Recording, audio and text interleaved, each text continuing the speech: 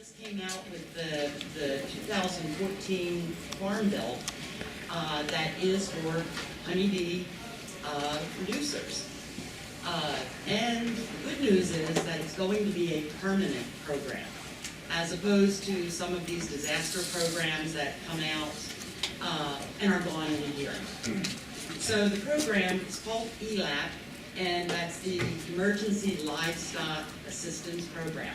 So yes, honeybees are considered livestock. And basically the program will cover losses due to eligible disasters, weather events, and we'll go into that as I start advancing these slides. There is a new discretionary provision that's wonderful also. Normally our payments, there's a payment factor applied, and it's about 75% of the payment you would earn. However, if you are SDA, limited resource, or a beginning farmer, that factor goes up to 90%. So you'll be paying 90% on the dollar for either the hives, physical hive, the colony, or feed losses. And we have a couple folks in the room that have been participating in the program, and payments, although they have yet to go out, are ranging anywhere from $200 to $20,000 here in New Jersey. Eligible adverse weather, any extreme or abnormal weather event that's not expected to occur during a normal year. Last winter, 2014, was considered extreme. We had ice storms, it was frigid. I'm learning a little bit about beekeeping. A lot of beekeepers did not have the opportunity to even check their hives to see how their bees were faring. And of course, when they opened it up in the spring, they had colony losses. The 2000, and this is very important and really timely with this meeting, the 2014 program year sign-up, we're done with 12 and 13, they were retroactive, ends November 1. So losses from last winter, you can recoup. Basically, by November 1st, you have to have an application, a notice of loss, documentation, and we'll talk a little bit more about that. There we go, the application for payment, November 1, that's the key date.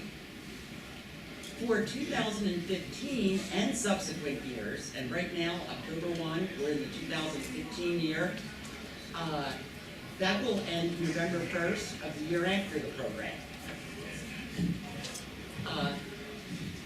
Applicants must submit notice of loss within 30 calendar days of when the loss was apparent, okay? Or it's the earlier of, or November 1 after the end of the program year. Meaning, you go out in, I don't know when, March, for example, April maybe, find out that your colonies, okay, have died or disappeared. It would be you'd have 30 days from that point that you first noticed it. Can I do two things at once here? I think I can. Anyway, so that's the criteria for filing a notice of loss with your Farm Service Agency office. We have 6 service centers in New Jersey. I know this is the Central Jersey Association, but I know many of you are from all over.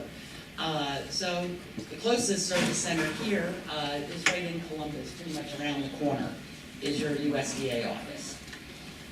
And I have a fact sheet that will be available for all of you, and it has our website. You go on there and find the service center closest to you. Okay, I'm going to fly through some of these. One thing for the 2015 coming year, you've got to report your colonies, and this is at the FSA office. This is our way of getting beginning inventory, because we need proof of beginning inventory, ending inventory, in order to file your claim. It's called 578. Every producer who participates in our programs usually reports their acreage, and in this case it would be colonies. The exact location of where they are. This has to be done by January 2nd. So, in order to be eligible for 2015, if you go into your Farm Service Agency office, report your colonies, you'll be good to go if there is a disaster this coming winter, or colony collapse. Okay, I'm gonna fly through this. The losses, as I mentioned, include colony losses, hive losses, and feed losses. Okay, I'm gonna go through. It is for commercial beekeepers. By commercial, it's a fairly loose definition, meaning you sell something. You're selling your honey, your pollinator services, you're a breeder, so you're in the business. It's not just for your own home consumption, let's say. There's no restriction on the number of hives that you have in order to be considered a commercial beekeeper. I'm going to fly through these real quick. The way our payments are, they're based on any colony losses in excess of 17.5%. That's what USDA has determined to be the normal mortality rate. And again, it's the hive and also the feed, or all three. With Hurricane Sandy, we had a lot of producers. There were hive losses, trees fell down, hives were blown over, flooded, etc. So these are the kinds of disasters that we're talking about. Okay, some of the types of losses, as I mentioned, CCD, earthquake, we did have one of those. Ineligible winter storm, excessive wind, flood, hurricane, lightning, tornado, volcanic eruption, wildfire. What is not covered? Ineligible losses would be losses due to any controllable conditions. These take in your management of the hive, such as varroa mites. Drought. Drought is eligible for feed losses. Okay, if you have to buy extra feed for the hives to get them through the winter because of a drought. However, it's not an eligible cause of loss for a loss of colonies. They feel that's a management activity. Nor is loss of income from pollinator contracts because of colony collapse disorder. As I mentioned, you'll need proof of beginning inventory, ending inventory immediately after the adverse weather event. Some of the documentation could be a report of acreage. This is what I mentioned, reporting those colonies to get your inventory established by January 2nd. Loan records, insurance documents, tax records, sales and purchase receipts, state colony registration documentation if you do register your hives, chattel inspections. If the cause of loss is colony collapse disorder, okay, now there's not a particular weather event that may be associated with that. What you would have to sort of document or prove to us would be best management practices. And these kinds of things would be showing that you had proper nutrition of the colonies, treatment for varroa mites, maintenance and hygiene of the hive equipment, proper colony management, any additional documentation to show that you've been properly taking care of your hives. Mouse guards, if that's an issue, little things like that. Lastly, here are the payment figures. Right now, looking at 2014, a colony, we pay $80 if you've lost a colony. There'd be a payment factor applied to that, roughly 75% of that $80 per colony, and the hives are paying $230 per hive. Additional fee purchased because of the weather event, that would be based on your receipts. Which brings me, as I conclude here, it's very, oh, yes? I'm sorry, can you just explain the difference between a colony and a hive, how you break that down? The colony are the actual queen and the bees, Okay. and the hive would be the physical structure. Okay. Okay, a hive gets crushed, by a tree, for example. So going into one, if you did have losses in 2014, last winter, November 1 is the key date if you want to go in and report any of these losses. Starting now in 2015, keep in mind that it's really important to keep records. Anytime you purchase anything, you purchase a nuke. Is it a nut or a nuke? A nuke. Or package. All your feed purchases, any receipts, any documentation to show that you vaccinated for varroa mite, anything at all. We had one producer, and I wish I bought an example, who applied, and they had, I think, about 800 hives. I have never seen such meticulous records in my life. They kept a daily log. Every one of their hives were numbered. They would say whether they noticed the queen or brood or eggs, whether they moved the hive, whether they did whatever. So, keeping a daily, kind of like an extemporaneous record, a log, anything, writing on a calendar, anything that you did, keeping track of your purchases of colonies, feed, etc., reporting your your colonies by January 2nd is very important. And that's pretty much all I have. I've got a fact sheet up here, and I don't know, Peter, if you want to... Yeah, we can. Yeah, okay. I hope I have enough. I think I have 100 there.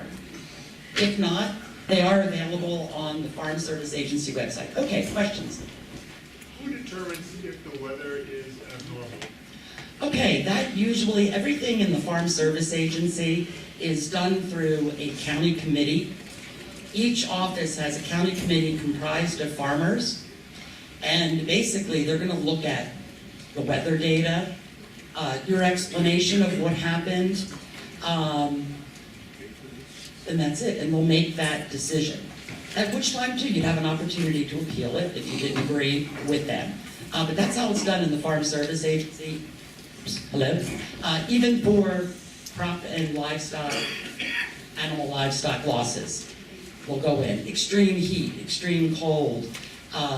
Obviously, there are weather conditions that are very obvious, like Hurricane Sandy last winter was horrible. It's easy to recognize a drought for additional feed purposes. Does that help answer your question? So it's not, like last winter, nothing was ever reported, you just had to file it. Exactly, and you still have up until November 1 to do that. And I guarantee you, for last winter, the cause of loss would be approved. It was definitely above and beyond. Yes? Unfortunately, no. Yeah, I was going to say wildlife damage is not covered. We did have someone who reported that several of their hives were eaten by mice. And that wasn't covered. And basically the colony left, maybe colony collapsed, I don't know, and mice moved in and ate the frames and destroyed the hive. So wildlife wouldn't be covered. Okay, yes? Yes.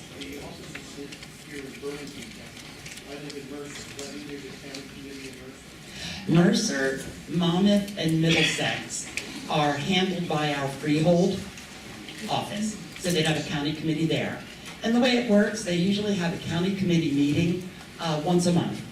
And they go through all of the things, whether it's a crop loss, livestock loss, any of those things. So they would review that application. Okay. Yes?